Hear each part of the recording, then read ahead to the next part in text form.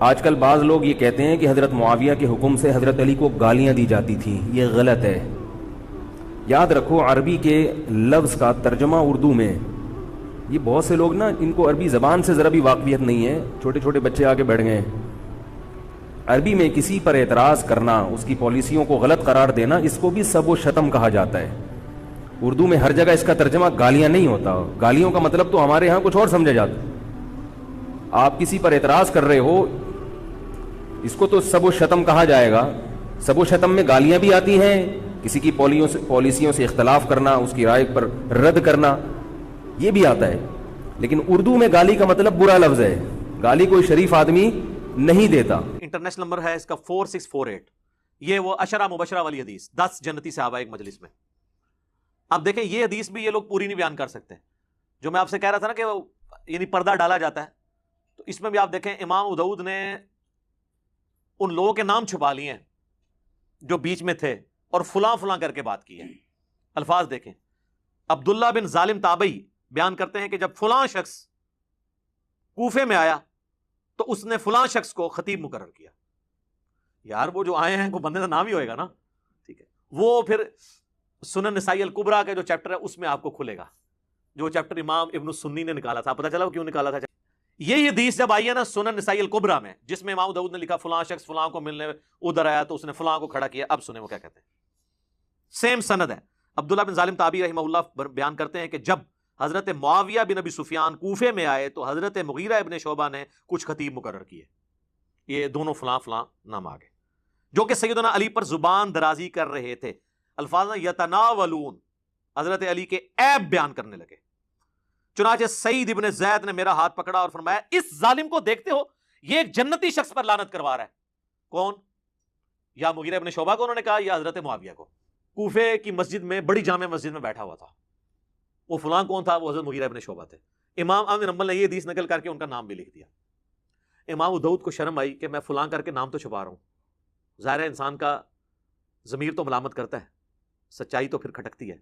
آپ حیران ہوں گے، اس حدیث کے بعد نا امام ابو داؤد نے ایک حدیث لی ہے، اس میں تو انہوں نے فلاں لکھ دیا، دونوں حدیثوں میں فلاں فلاں کر کے نہ فلاں کو بچا لیا۔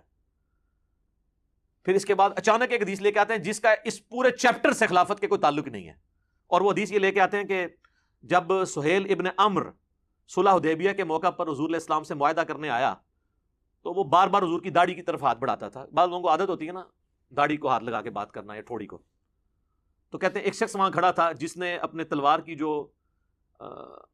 ہاتھ والی سائڈ ہے نا، جہاں سے دستی اس کو پکڑا جاتا، تو وہ اس کے ہاتھ پہ اس نے ماری۔ اس نے کہا اپنے جو ہے نا ہاتھ رسول اللہ کی داڑھی سے پیچھے کر۔ تو وہ کہتے ہیں وہ شخص حضرت مغیرہ ابن شعبہ تھے۔ اس حدیث کا خلافت کے چیپٹر کے ساتھ کوئی تعلق ہے؟ وہ اصل یہ بتانا چاہ رہے تھے کہ یہ جو فلاں شخص ہے نا وہ مغیرہ ابن شعبہ ہے اور وہ صحابی ہے اور صلح حدیبیہ کا صحابی ہے۔ پھر وہ حدیث لے کے آتے ہیں، مسلم شریف میں بھی حدیث ہے کہ نبی علیہ السلام نے فرمایا کہ جنہوں نے درخت کے نیچے میرے ہاتھ پہ بیعت کی ہے، میں اللہ سے امید کرتا ہوں ان کو آگ نہیں چھوئے گی، صلح حدیبیہ والے۔ یہ مسئلہ ہم آگ کا جہنم یا جنت نہیں کسی کی طے کر رہے ہیں، ہم تو یہ کہہ رہے ہیں کہ کس کے ایٹیچیوڈ کی خمیازہ آج ہم بھگت رہے ہیں۔ آج اگر ہمارے پاس طاقت ہو ہم ان کو دوبارہ دنیا میں لیں اور کہیں کہ حضرت دیکھیں آپ لوگوں کی وجہ سے اس وقت امت کی کیا حالت ہوئی ہے، تو وہ بھی اپنے اس عمل کے اوپر پچھتائیں، چاہے وہ حضرت معاویہ رضی اللہ تعالیٰ عنہ ہوں، عمرو بن عاص ہوں یا مغیرہ ابن شعبہ۔ اب میں اس کو کنکلوڈ کرتا ہوں میرے بھائیو۔ مسند احمد میں ایک حدیث ہے، اس کی صحت میں اختلاف ہے، مشکات میں بھی حضرت علی کے چیپٹر میں حدیث ملتی ہے کہ جس نے علی کو گالی دی رسول اللہ نے فرمایا اس نے مجھے گالی دی۔ اب جو نبی علیہ السلام کو گالی دیتا ہے اس کا معاملہ پھر کیا ہوگا؟ یہ خصائص علی والے چیپٹر میں کہ ابو عبداللہ تابعی بیان کرتے ہیں کہ ام المومنین سیدہ ام سلمہ جو ہماری ماں سب سے آخر میں فوت ہوئی ہیں، واقعہ کربلا کے بھی 3 سال بعد 64 ہجری میں واقعہ کربلا ان کی زندگی میں ہوا ہے۔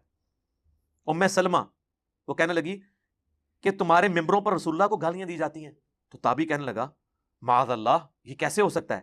تو انہوں نے کہا کیا تم حضرت علی اور ان سے محبت کرنے والوں کو گالیاں نہیں دیتے ہو؟ یہ کہتے تھے علی پر لعنت نعوذ باللہ، علی سے محبت کرنے والوں پر لعنت نعوذ باللہ۔ تو ام سلمہ نے کہا کہ تم رسول اللہ کو گالیاں دے رہے ہو، کیا تم یہ نہیں کہتے ہو علی اور اس سے محبت کرنے والوں پر لعنت؟ اور میں نبی کی بیوی گواہی دیتی ہوں کہ علی سے سب سے زیادہ محبت رسول اللہ کیا کرتے تھے۔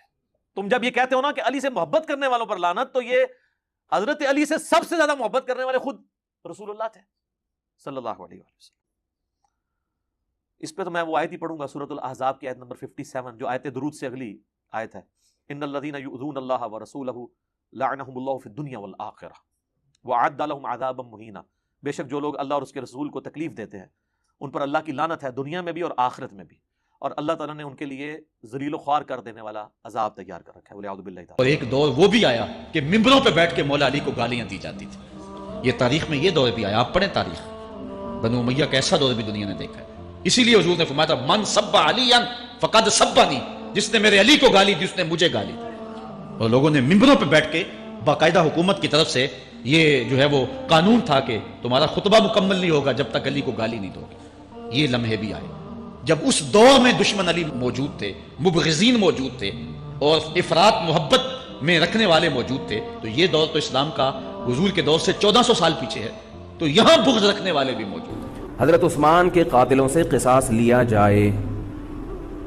حضرت علی رضی اللہ تعالیٰ عنہ کا موقف یہ تھا کہ مدینہ میں حضرت عثمان کے قاتلوں کا جو ٹولہ ہے وہ اتنا مضبوط ہے کہ اگر میں نے ان سب کو پکڑ پکڑ کے لٹکانا شروع کر دیا تو مدینہ میں امن و امان کی صورتحال خراب ہو جائے گی۔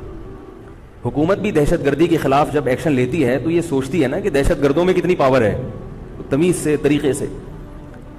اب یہ ایک اختلاف تھا جو بڑھنا شروع ہو گیا۔ اس اختلاف کے پیچھے نہ حکومت کی لالچ، نہ پیسے کی لالچ، نہ دولت، یہ سب الزامات ہیں اسلام دشمنوں کے جو انہوں نے صحابہ پر لگائے ہیں۔ نہ حضرت علی پر کوئی الزام لگایا جا سکتا ہے اس مسئلے میں، نہ حضرت معاویہ پر۔ رائے کا اختلاف ہے، رائے کا اختلاف۔ ابتدا میں حضرت معاویہ کے ساتھ بہت سارے صحابہ تھے، میں یہ تو نہیں کہہ رہا زیادہ، بہت سارے صحابہ، جن میں حضرت عائشہ رضی اللہ تعالی عنہا بھی تھیں۔ بعد میں حضرت عائشہ رضی اللہ تعالیٰ عنہا کا موقف تبدیل ہو گیا جب انہوں نے دیکھا کہ اس سے مسئلہ حل ہونے کے بجائے اور بگڑ رہا ہے، تو حضرت معاویہ نے حضرت علی کی بیعت سے انکار کیا، کہا کہ جب تک حضرت عثمان کے قاتلوں کو چوک پہ نہیں لٹکایا جاتا میں آپ کے ہاتھ پہ بیعت کرنے کے لیے تیار نہیں ہوں۔ یہ حضرت معاویہ کی رائے تھی۔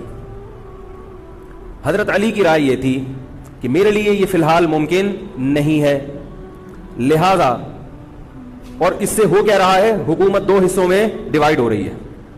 ان کی رائے یہ تھی کہ حضرت معاویہ رضی اللہ تعالی عنہ کو اپنے اس مطالبے سے دستبردار ہو کر میرے ہاتھ پہ بیعت کر لینی چاہیے، اور قرآن کا حکم ہے وَإِن طَائِفَتَانِ مِنَ الْمُؤْمِنِينَ اقْتَتَلُوا فَأَصْلِحُوا بَيْنَهُمَا فَإِن بَغَتْ إِحْدَاهُمَا عَلَى الْأُخْرَى فَقَاتِلُوا الَّتِي تَبْغِي حَتَّى تَفِيءَ إِلَى أَمْرِ اللَّهِ، کہ اگر مسلمانوں کا کوئی فریق بغاوت پہ اتر آئے، حکومت وقت سے لڑائی کرے، قاتل التی تبغی، تو جو طبقہ حکومت کو تسلیم نہیں کر رہا یا حکومت کے خلاف بغاوت کر رہا ہے اس سے قتال کرو۔ حضرت علی کا موقف یہ تھا کہ قرآن مجید کی یہ آیت مجھ سے مطالبہ کر رہی ہے کہ جو لوگ میرے ہاتھ پہ بیعت نہیں ہو رہے جبکہ میری خلافت قائم ہو چکی ہے، تو میں مسلمانوں میں تاکہ اختلاف اور انتشار نہ ہو میں اس فریق کو تلوار کے زور سے بیعت کرنے پر مجبور کروں۔ بات آ رہی ہے سمجھ میں کہ نہیں آ رہی ہے؟ آج تو پولیس بھی نہیں بلا سکتے، موبائل ہی نہیں ہے بھائی، بند پڑے ہوئے، ورنہ میں پولیس بلوا لیتا آج آپ کو بات سمجھانے کی۔ لیکن میں کہتا ہوں کہ میں پولیس اگر بلواتا، اگر پولیس ہی کو سمجھ میں نہیں آئی، یہ بھی تو بڑا مسئلہ ہے۔ خیر، تو حضرت علی کا موقف یہ تھا۔ حضرت معاویہ کا موقف یہ تھا کہ حکومت کے خلاف بغاوت غلط ہے نا، جس کو حکومت مان لیا ہو، جب تک میں نے خلیفہ مانا ہی نہیں ہے تو میرا یہ عمل بغاوت نہیں کہلائے گا۔ یہ اختلاف رائے ہے، اور یہ اختلاف صحابہ میں بھی ہوا ہے، تابعین میں بھی ہوا ہے، ائمہ مجتہدین میں بھی ہوا ہے، اور آج تک ہوتا آ رہا ہے۔ اس قسم کے اختلافات مکمل ختم نہیں ہو سکتے، یہ صحابہ میں بھی ہوا ہے۔ قرآن و حدیث کو سمجھنے کا اختلاف کہا جاتا ہے اس کو، اور اس اختلاف کے بارے میں نبی صلی اللہ علیہ وسلم کی صحیح حدیث ہے اذا اجتهد المجتهد فان اصاب فله اجران وان اخطا فله اجر واحد، جب کوئی مجتہد اجتہاد کرتا ہے، کیا مطلب قرآن و حدیث کو سمجھنے کی کوشش کرتا ہے، اگر وہ صحیح نتیجے پر پہنچ جائے تو اس کو 2 اجر ملتے ہیں، اگر غلط نتیجے پر پہنچے تو بھی 1 اجر ملتا ہے اس کو، اس لیے کہ اس کے بس میں جو تھا وہ اس نے کر لیا۔ اب پیغمبر تو موجود نہیں ہے جو آگے بتائیں گے کہ یہ صحیح کر رہا ہے یہ غلط کر رہا ہے، کہ ان کی غلطی اجتہادی نہیں تھی بلکہ وہ جان بوجھ کر تھی، اور احادیث اور آیات اسی پر گواہ ہے کہ ان کی غلطی کو کسی صورت اجتہادی نہیں کہا جا سکتا۔ زیادہ سے زیادہ ان کی غلطی اجتہادی قتل عمار سے پہلے کنسیڈر ہو سکتی ہے۔ قتل عمار کے بعد جب ان کے اپنے ساتھیوں میں سے بھی کئی لوگوں نے توبہ کر لی اور انہیں آ کے سمجھایا، اس کے باوجود وہ اپنی غلطی پر اڑے رہے، اب اسے اجتہادی نہیں کہا جا سکتا۔ اور اس میں میرا تفرد نہیں ہے، جو آج ٹھیکیدار بنے ہوئے نا سنیت کے, ان کے بڑے بابوں نے یہ لکھا ہوا ہے, اور یہ کتنے منافق ہیں عملاً کہ ان بابوں کا نام بغیر وضو کے نہیں لیتے اور میرا نام بغیر لانتوں کے نہیں لیتے. تو جڑے بڑوں نہ بابے نو پڑھو اور کہو کہ وہ رافضی سن, وہ اگر رافضی ہیں تو ان کی اپنی سنیت فارغ ہو جائے گی. ملا علی قاری 1014 ہجری میں فوت ہوئے. ان سے بڑا کوئی حنفیوں کا امام نہیں ہے. یہ چند بڑے اماموں میں سے ہیں امام حنیفہ کے بعد اس امت میں جن کے اوپر پوری حنفیت کھڑی ہوئی ہے, اور یہ کوئی لوکل امام نہیں. ملا سے مراد ملا عمر کی کوئی رشتہ داری نہ سمجھیے گا. یہ ملا علی قاری پوری دنیا میں اتھارٹی مانا جاتا ہے حنفیوں کے ہاں, کیونکہ اس نے مشکات المصابیح کی شرح لکھی مرقہ, اور اس شرح میں چونکہ مشکات المصابیح تو حدیث کا مجموعہ ہے اور پوری فقہ حنفی کی موت ہے حدیثیں ڈسکس کرنا, تو اسے ایک شرح لکھنی پڑی فقہ حنفی کو ثابت کرنے کے لیے حدیثوں کے خلاف. تو کوئی بڑا بندہ ہی چاہیے تھا نا جو ہر حدیث کو کاؤنٹر کر کے کہتا نہیں ہمارا امام صحیح کہہ رہا ہے, یہ حدیث غلط ہے. تو اس کے لیے ایک امام لانچ ہوا ملا علی قاری, جو بریلویوں اور دیوبندیوں کے امام اور حنفیوں کے بڑے امام, اور بریلوی دیوبندی کی تقسیم سے پہلے کے ہیں وہ. ملا علی قاری نے مرقاہ لکھی, اور اس میں جب حدیث آئی نا 5878 قتل عمار والی حدیث, تو اس میں انہوں نے کچھ جملے لکھے, اور اب یہ اردو ترجمے کے ساتھ تو اب انہوں نے شائع کیا دیوبندیوں نے. میں تو بہت پہلے اپنے پمفلٹ کربلا بارے میں سے ڈال چکا تھا. انہوں نے جو جو جملے لکھے ہیں نا, میری ویڈیوز تو اس کے سامنے شائع کوئی نہیں. انہوں نے پہلا جملہ لکھا اس میں کہ حضرت معاویہ پر واجب تھا کہ وہ خلیفہ وقت علی ابن ابی طالب کی بیعت کر لیتے, یعنی انہوں نے واجبیت کا ترک کیا. جو مسلم میں آتا ہے جو بغیر امام کے بیعت کے مرا وہ جاہلیت کی موت مرا, وہ ساری حدیثوں کے حوالے سے انہوں نے کہا کہ ان پہ واجب تھا کہ اپنے امام کو پہچانتے. نمبر 2, دنیا کی منفعت کے لیے خلافت کے حصول کے لیے اپنی خواہش کو ترک کر دیتے, یعنی انہوں نے کہا کہ یہ جو حضرت علی کے خلاف وہ لڑے وہ کوئی قصاص عثمان کا چکر نہیں تھا, بلکہ وہ خود خلیفہ بننا چاہتے تھے. دیکھ لو, یعنی ایک بندہ اندر تک بڑھ گیا ہے, وہ دل دیکھ اور فتوا لگا رہے ہیں. اچھا, نمبر 3, وہ باطن میں باغی تھے لیکن ظاہراً خون عثمان کو انہوں نے اپنی ڈھال بنایا ہوا تھا لوگوں کو دکھانے کے لیے. بھی نہ لکھا ہے جیسے یہاں پہ پولیٹیشنز کرتے ہیں نا, سامنے کوئی اور ریزن رکھتے ہیں اور پیچھے کچھ اور ہوتا ہے. تو انہوں نے کہا کہ اندر سے وہ باغی تھے, وہ حضرت علی کو خلیفہ نہیں ماننا چاہتے تھے. پبلک کی آنکھوں میں دھول جھونکنے کے لیے انہوں نے حضرت عثمان کی شہادت اور قصاص کو اپنی ڈھال بنایا ہوا تھا لوگوں کو دکھانے کے لیے. آپ ذرا یہ جملوں کے اوپر غور کریں. نمبر 4, انہوں نے کہا کہ قتل عمار والی حدیث تقتلہ الفئۃ الباغیہ 2812 2812 یہ میری بوتل ہوتے لکھا ہے. اچھا, قتل عمار والی حدیث حضرت معاویہ کی چھپی ہوئی بغاوت کو ظاہر کر دیتی ہے. یہ چوتھا فکر. اور 5واں انہوں نے لکھا کہ حضرت معاویہ کے عمل نے قرآن اور سنت دونوں کو پیٹھ کے پیچھے ڈال دیا, یعنی بجائے انہوں نے قرآن اور سنت پہ عمل کرنے کے انہوں نے اپنے اس نفس کی پیروی کرتے ہوئے یہ سب کچھ کیا. مجھے بتائیں اس کے بعد کوئی جملہ رہ گیا کہ کوئی بولتے؟ پھر پتہ کیا انہوں نے اینڈ پہ کہا, لیکن ہمیں چاہیے کہ ہم اپنی زبانیں بند رکھیں. ہاں, یہی تو ہم کہہ رہے ہیں کہ ہم اس سے ہلکی باتیں کر کے اور ڈائریکٹ حدیثیں بیان کر کے اپنی زبانیں بند کیے ہوئے ہیں, اور ملا علی قاری یہ سارے فتوے بیان کر کے بھی کہہ رہے ہیں زبان ہمیں بند رکھنی چاہیے. یعنی ملا علی قاری المتوفی 1014 ہجری, یقین کریں میں تو اس کے بعد انہیں دل سے کہتا ہوں رحمہ اللہ. ہاں, انہوں نے بتا دیا کہ یہ سارا اختلاف کرنا کوئی رافضیت نہیں ہے. اور دوسرا فتویٰ ملا علی قاری سے بھی بڑے امام جو ان سے بھی پہلے گزرے 855 ہجری میں فوت ہوئے, انہوں نے عمدۃ القاری صحیح بخاری کی شرح لکھی. بدر الدین عینی, ایک ہی زمانے میں 2 امام ہیں. ابن حجر اسقلانی نے فتح الباری لکھی 852 ہجری میں فوت ہوئے, اور 855 ہجری میں 3 سال کے بعد انہی کے زمانے میں تھے فوت ہوئے بدر الدین عینی. انہوں نے بخاری کی شرح لکھی, اور انہوں نے بھی وہی کام کیا جو مشکات کی شرح لکھتے ہوئے فقہ حنفی کو ثابت کرنے کے لیے جو مولا علی قاری نے پاپڑ بیلے تھے نا, وہی پاپڑ بخاری کے خلاف بیلے بدر الدین عینی نے اپنی فقہ حنفی کو ثابت کرنے کے لیے, کیونکہ بخاری تو فقہ حنفی کے خلاف ہے. اچھا, انہوں نے بھی یہ کیا کہ وہ 7083 نمبر حدیث جو بخاری میں آتی ہے نا کہ جب کوئی مسلمان دوسرے مسلمان پہ تلوار اٹھائے تو دونوں جہنمی ہیں, اس کی وہ شرح لکھتے ہیں. اور یہ اس کانٹیکسٹ میں ہے کہ وہ ایک تابعی جو ہے وہ حضرت علی کی حمایت میں کھڑے ہوتے ہیں, تو ابو بکرہ صحابی انہیں روکتے ہیں کہ بھائی میں نے رسول اللہ سے سنا تھا جب ایک مسلمان دوسرے پہ تلوار اٹھائے تو دونوں جہنمی ہیں. اور پھر ہم نے نبی السلام سے پوچھا کہ جو قتل ہو جائے وہ کیوں جہنمی ہے, قاتل تو جہنمی ہے. تو نبی السلام نے فرمایا اس مقتول نے بھی تو اپنے بھائی کے قتل کا ارادہ کیا تھا, وہ بھائی کامیاب ہو گیا, لہذا دونوں ہی جہنم ہیں. اس حدیث کو استغفر اللہ توبہ الیہ حضرت ابو بکرہ نے حضرت عائشہ اور حضرت علی کی جنگ کے اوپر فٹ کر کے اس میں کیا رزلٹ نکالا کہ دونوں جہنمی ہیں. حضور کی وفات کے بعد 47 سال تک زندہ رہی ہیں, 58 ہجری میں فوت ہوئی ہیں, اور ایک حجرے میں پھر پوری زندگی وہ گزاری ہے. وہ ایک واقعی بس صرف ایک مس ہینڈل ہو گیا وہ جنگ جمل والا, اس کے بعد بھی روتی تھیں اور معافی مانگتی تھی. حضرت علی نے بھی معاف کر دیا ان کو, پوری زندگی کبھی حضرت علی نے مس بیہیو نہیں کیا. اور آپ یہ بھی دیکھیں کہ حضرت عائشہ نے دوبارہ پھر قصاص عثمان کی آواز پوری زندگی بلند بھی نہیں کی ہے. ان کو پتہ چل گیا یہ قصاص عثمان کے نام کے اوپر کچھ اور انٹینشن ہے آل امیہ کی. پوری زندگی انہوں نے کبھی ذکر بھی نہیں کیا. حالانکہ جنگ صفین ہو رہی ہے 37 ہجری میں, اس کے بعد بھی وہ 21 سال تک زندہ رہی ہیں. 58 हिजरी में फौत हुई है, लेकिन दोबारा उन्होंने कभी जिक्र नहीं किया, उनको समझ आ गया था ये मामला कुछ ना, और है। तो वो कुरान ने बता दिया कि साथी 3 किस्म के हैं, ठीक है। कुरान जी सूरह तौबा की आयत नंबर 100, 101 और 102 कि नबी इस्लाम के जो साथी हैं वो 3 किस्म के हैं। वो साबिकून अल अव्वलून मिनल मुहाजिरीन वल अंसार, जो सबकत लेके शुरू में जो अहले ईमान थे, मुहाजिरीन में भी और अंसार में भी। दूसरा फरमाया पक्के मुनाफिक हैं, लेकिन नमाजें पढ़ते थे, जिन्हें तुम नहीं जानते अल्लाह उन्हें जानता है, ऐसे पक्के मुनाफिक है। वो तो छोड़ दे, हमें नहीं पता, साथियों में है, कानूनन वो भी साहबी है। कानून इसलिए साहबी है कि हमें पता नहीं है ना, हम तो उन्हें ज़ाहिर है, आप मुझे बताएं एक बंदा हुजूर के पीछे नमाज पढ़ रहा है तो आप उसे काफिर तो नहीं समझेंगे, मुसलमान नहीं समझेंगे ना, उस जमाने में साहबी होगा, बरेलवी देवबंदी अहले शिया तो नहीं है। और तीसरा फरमाया मिले जुले अमाल करने वाले हैं, अल्लाह ताला अनकरीब उन्हें देखेगा। तो ये मिले जुले अमाल करने वाले हैं। कुरान में 3 कैटेगरीज हैं, ये पकड़ के सब पे रदी अल्लाह अन्हु लगाते हैं। कुरान ने रदी अल्लाह अन्हु और रदू अन्हु उन्हें कहा है कि जो साबिकुल अव्वलून और एहसान से उनकी पैरवी करने वाले हैं, जो उनके कातिलीन है, वो कैसे रदी अल्लाह अन्हु हो जाएंगे। लेकिन अब देखिए ना, आप कैसे फैसला कर सकते हैं इस चीज का? हमने नहीं फैसला किया, अल्लाह के नबी कर गए ना फैसला। आपने बता दिया कि अम्मार हक पे होगा जी, वो जन्नत की तरफ बुला रहा होगा, मुखालिफ जमात जो है वो बातिल होगी। तो आप जो जमात है उसे बातिल समझते हैं क्योंकि रसूलुल्लाह ने फरमाया। और दूसरा नबी इस्लाम ने फरमाया, सही मुस्लिम की हदीस है, जब एक अमीर की बैत हो जाए, जो उसके खिलाफ खड़ा हो उसे कत्ल कर दो। हजरत अली की बैत हो चुकी थी, हजरत अली की बैत उन्हीं साहबा ने किया जिन्होंने अबू बकर उमर उस्मान को खलीफा चुना है। उनके खिलाफ जो खड़े हुए हैं वो वाजिबुल कत्ल थे। वो तो कह रहे हैं कसासे उस्मान के लिए खड़े हैं। कसासे उस्मान के लिए खलीफा से डिमांड की जाती है, खलीफा के खिलाफ तलवार नहीं उठाई जाती। मसलन खुदा ना खास्ता आपके भाई को या वालिद को कोई कत्ल कर दे, तो आप क्या पार्टी और जत्था बना के सुप्रीम कोर्ट में हमला करेंगे या सुप्रीम कोर्ट में रिट फाइल करेंगे? और फिर सुप्रीम कोर्ट में हजरत अली जैसा बंदा ईमानदार बैठा हुआ हो, फिर तो कोई गुंजाइश ही नहीं है। पार्टी और जत्था बनाना तो ये तो रिट ऑफ द गवर्नमेंट को चैलेंज करने वाली बात है। सही। हाँ, अच्छा, हमें उस जंग से इख्तिलाफ है।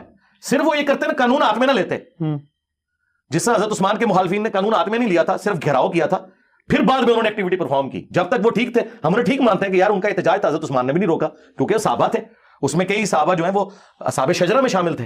हालांकि बुखारी की 3703 हदीस मुस्लिम में भी मौजूद थी, वहां लान अल्लाह व बत्तराब मौजूद था, लेकिन इसको तौफीक नहीं हुई कि वो हदीस वो नकल करता। या तो ये जाहिल था, इसे पता ही नहीं था कि इसका तरीक मुस्लिम में है, या फिर ये मुनाफिकत कर रहा था। चले हम दूसरा माना नहीं लेते, हम कहते हैं जाहिल है। यही तो हम आपको कह रहे हैं कि आपके उलमा जाहिल हैं। अगर ये माना नहीं लेना, फिर ये लोग ये मुनाफिक हैं, छुपाते हैं, उलमा यहूद का किरदार अदा कर रहे हैं और लानत के मुस्तहिक हो रहे हैं। सूरतुल बकरा की आयत नंबर 159 और 160 के तहत जब तक कि ये हक बयान ना करे। और आखिरत में जामिया तिर्मिज़ी, अबू दाऊद और मिशकात के अंदर भी हदीस है, उसके तहत इनके मुंह में आग की लगाम क़यामत के दिन डाली जाएगी। सारी चीजें फिट होंगी ना। फिर फैसला कर लो, क्या मानना है, इनको जाहिल मानना है या मुनाफिक मानना है, आप खुद ही फैसला करें। तो वो चीजें ये नहीं बयान कर सकते। साद इब्न अबी वक़ास ने कहा, मैं कभी भी अली को बुरा नहीं कहूंगा। 3 बातें ऐसी मैंने सुन रखी हैं, मुझे एक भी मिल जाती सुर्ख ऊंटों से बेहतर था। सुन मुआविया, जब ग़ज़वा तबूक का मौका आया, नबी इस्लाम ने फरमाया कि अली की मेरे साथ वही निस्बत है जो हारून की मूसा के साथ, मगर मेरे बाद कोई नबी नहीं। क्योंकि रसूलुल्लाह छोड़ के जा रहे थे, हजरत अली रो पड़े। पहला और आखिरी मौका था कि आप जंग में साथ नहीं जा रहे थे, हुजूर ने आपकी तसल्ली के लिए फरमाया। दूसरा मौका खैबर के मौका पर फरमाया, कल उस शख्स के हाथ में झंडा दूंगा जो अल्लाह और उसके रसूल से मोहब्बत करता है, और इससे बढ़कर अल्लाह और उसका रसूल उससे मोहब्बत करते हैं। हम पूरी रात इस खुशी में सोए नहीं कि कौन वो खुश नसीब होगा, और सुबह मौला अली को हुजूर ने बुला के वो झंडा दिया। और मुस्लिम शरीफ में तो अल्फाज हैं, हजरत उमर कहते हैं, मुझे कभी जिंदगी में इमारत की ख्वाहिश नहीं हुई थी सवाए उस दिन के कि वो झंडा मुझे मिल जाता जी। और तीसरा मौका, जब नजरान के ईसाई आए और सूरह आल इमरान की आयत नंबर 61 आयत मुबाहला नाजिल हुई, नबी इस्लाम को हुक्म दिया गया, अपने बेटों को ले आओ, अपने घर वालों को ले आओ, औरतों को ले आओ, खुद भी आ जाओ, और ओपन मैदान में जो है वो अल्लाह के हुजूर गिड़गिड़ाते हैं। तो रसूलुल्लाह सैयदना अली, हसन, हुसैन, सैयदा फातिमा को लेकर आए और अर्ज की, अल्लाहुम्मा हाउलाई अहलु बैती, ऐ अल्लाह ये मेरे अहलुल बैत हैं। हालांकि हुजूर की 9 बीवियां थीं उस वक्त, किसी को नहीं साथ लेके आए। उसमें तो था औरतों को भी ले आओ, सैयदा फातिमा को लेके आए, स्पेशल प्रोटोकॉल दिया। ये 3 फजाइल हैं जिसकी वजह से मैं कभी अली को बुरा नहीं कहूंगा।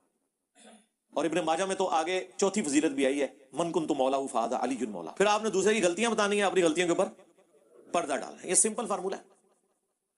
ओ जी, नबी इस्लाम ने फरमाया मेरे साहबा को बुरा मत कहो। बिल्कुल जी, हम ही तो इस हदीस पे अमल कर रहे हैं कि जिन्होंने मौला अली पे लानतें करवाई, हम उनको भी रज़ी अल्लाह अन्हु कह रहे हैं, हम इसी पे तो अमल कर रहे हैं। तुम तो ये हदीस पूरी नहीं बयान कर सके। मुस्लिम में ये पूरी हदीस है 6488 कि हजरत अब्दुर्रहमान बिन औफ को गाली दे दी थी हजरत खालिद बिन वलीद ने। तो हुजूर ने कहा, खालिद तू मेरे साहबा को बुरा मत कहो, अब तुम ओहद पहाड़ के बराबर भी सोना खैरात कर दो। मेरे साहबी ने जो एक मुद 600 ग्राम, आधा किलो, उसके आधे को भी नहीं पहुंच सकता, 7.5 किलोमीटर पे फैला हुआ ओहद पहाड़ चटियल, उसके बराबर सोना भी कोई खैरात कर दे, एक साहबी की इतनी सी गंदुम, उसका मुकाबला नहीं हो सकता। सुपर कंप्यूटर भी फेल हो जाए, सोने के एतबार से आप कैलकुलेट करें। इसलिए मैंने कहा था कि अम्मार इब्न यासर को अगर कंपेयर करवाएं तो करोड़ों अरबों मुआविया इस टेबल जितनी जगह पे पूरे हो जाएंगे सोने की कीमत को अगर आप कैलकुलेट करें। ओहद पहाड़ को तो आप छोड़ दें, हजरत अम्मार के मुकाबले पे, हमारे मुकाबले पे नहीं बात हो रही। ये तो सबसे पहले हुक्म ही उन लोगों का था। ये भी हदीस आदि तुम लोगों ने बयान की, पूरी हदीस बयान नहीं कर सके। यार इस पे मैं तो घंटों बोल सकता हूं।